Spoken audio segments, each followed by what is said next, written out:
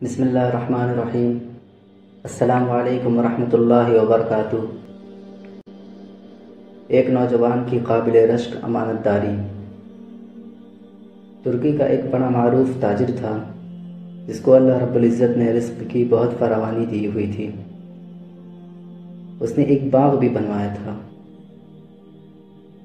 اور اکثر وہ اس باغ میں جایا کرتا تھا۔ اس باغ میں پھلوں کے مختلف درخت تھے۔ ایک نوجوان کو اس نے اس کی نگرانی کے لیے رکھا تھا جس کا نام مبارک تھا۔ تو یہ تاجر ایک دن اپنے باغ میں آیا اور مبارک کو بلا کر کہا کہ میرے لیے انار کا جوس لے آؤ۔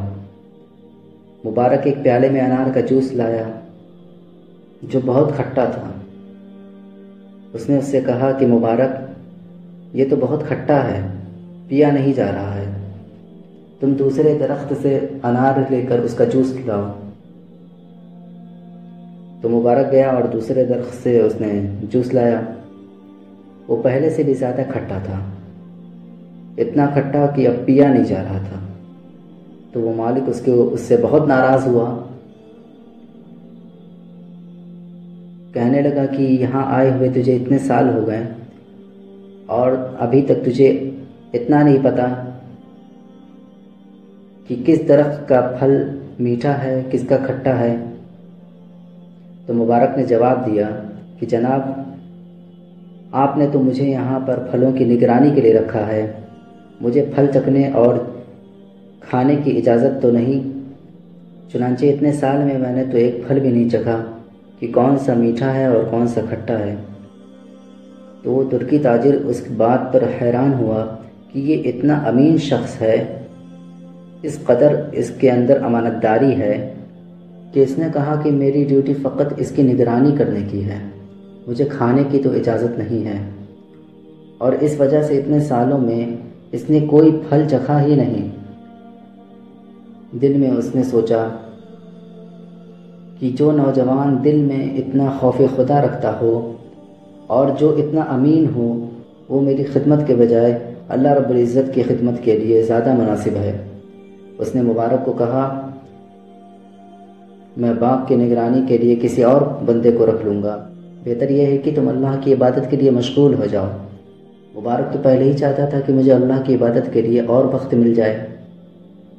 چنانچہ مبارک اللہ رب العزت کی عبادت کے لیے فارغ ہو گیا اور اس تاجر نے باغ کی نگرانی کے لیے دوسرے بندے کو تلاش کر لیا۔ تو چونکہ اس تاجر کو اس نوجوان کے ساتھ عقیدت ہو گئی تھی، تو اس نے ایک مشورہ دیا کہ دیکھو، جہاں میرا گھر ہے اس کے ساتھ ایک چھوٹا سا گھر ہے، وہ بنایا تو تھا میں نے گھر کے ملازموں کے لیے، لیکن کتنا اچھا ہو کہ آپ اس میں آ کر رہیں تو میری ملاقات آپ سے ہو جایا کرے گی۔ مبارک نے اس کی بات قبول کر لی، چنانچہ وہ اس ترکی تاجر کے چھوٹے سے مکان میں رہنے لگا۔ یہ ترکی تاجر اکثر مبارک سے ملاقات کے لیے آتا بیٹھتا، گفتگو ہوتی، دل لگی ہوتی۔ ایک مرتبہ وہ ترکی تاجر آیا تو اس کے چہرے پہ عجیب کیفیت تھی، لگتا تھا کہ بہت غمزدہ ہے۔ تو مبارک نے اس سے پوچھا کہ آپ غمزدہ محسوس ہو رہے ہیں؟ اس تاجر نے کہا کہ ہاں، میں بہت غمزدہ ہوں اور میں پریشان ہوں۔ مبارک نے پوچھا کیا مسئلہ ہے، کیا بات ہوئی ہے؟ اس نے کہا کہ میری بیٹی جوان العمر ہے، اللہ نے اسے بہت اچھی شکل دی ہے، عقل دی ہے، اور اس کے لیے بڑے بڑے گھرانوں سے رشتے آ رہے ہیں۔ ہر کوئی یہی چاہتا ہے کہ اس کے بیٹے سے رشتہ ہو جائے، اور مجھے سمجھ نہیں آ رہا کہ میں فیصلہ کیسے کروں۔ تو مبارک نے اس سے کہا کہ دیکھو، ہم سے پہلے 2 امتیں گزری ہیں۔ ایک امت یہودیوں کی تھی، ان کی ہر بات مال پر مبنی ہوتی تھی، وہ دوستیاں کرتے تھے تو مال کی بنا پر، وہ رشتے کرتے تھے تو مال کی بنا پر، وہ مال کے پجاری تھے، مجاز کے اعتبار سے زر پرست تھے۔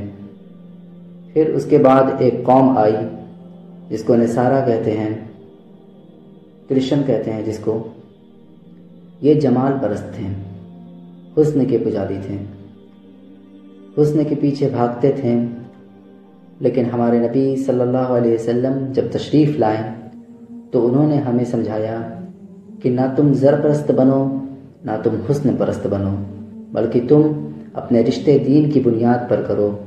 چنانچہ حدیث پاک میں آتا ہے کہ نبی کریم صلی اللہ علیہ وسلم نے ارشاد فرمایا کہ لوگ اپنے رشتے کرتے ہیں خاندان کی وجہ سے، نسب کی وجہ سے، یا مال کی وجہ سے، یا حسن و جمال کی وجہ سے، یا نیکوکاری کی وجہ سے، تو تم اپنے رشتے نیکی کی بنا پر کیا کرو۔ پھر مبارک نے اس سے بات سمجھائی کہ دیکھو بھائی، یہ جتنے شادی کے رشتے آ رہے ہیں، تم ان سب میں دیکھو کہ نیک کون ہے، دین کو بنیاد بناؤ، نیکی کو بنیاد بناؤ، اور نیکی کی بنا پر اپنی بیٹی کے لیے رشتہ تلاش کرو۔ ترکی تاجر کو اس کی بات بہت اچھی لگی۔ وہ گھر آیا تو بیوی کو بھی یہی بات سمجھائی کہ دیکھو، ہمیں ان کے عہدوں کو نہیں دیکھنا، مال کو نہیں دیکھنا، مکان کو نہیں دیکھنا، دنیا کی واہ کو نہیں دیکھنا، ہمیں تو بس دین کو دیکھنا ہے۔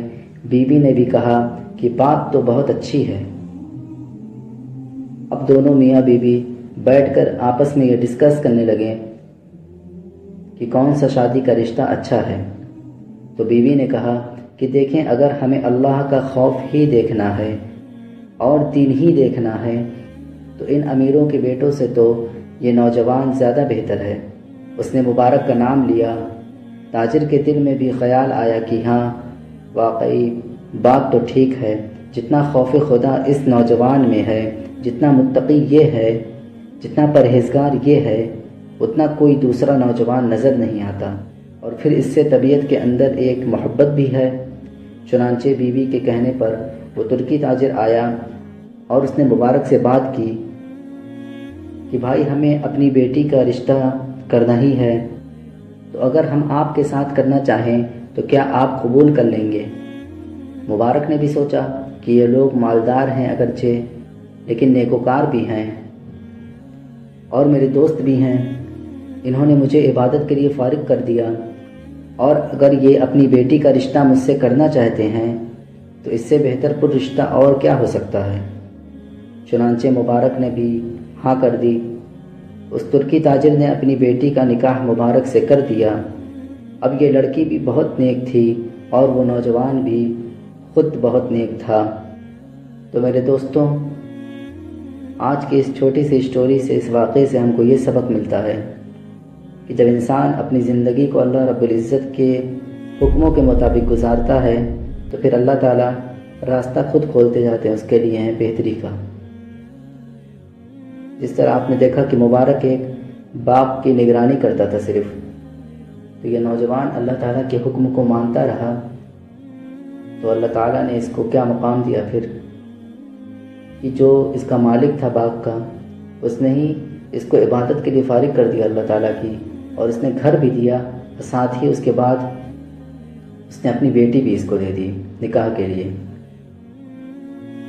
تو میرے دوستوں، اگر انسان اللہ رب العزت کی بات مانتا ہے اس دنیا میں تو پھر اللہ تعالیٰ اس کے لیے ایسے راستہ کھولتے ہیں کہ انسان کے وہم و گمان میں نہیں ہوتا ہے۔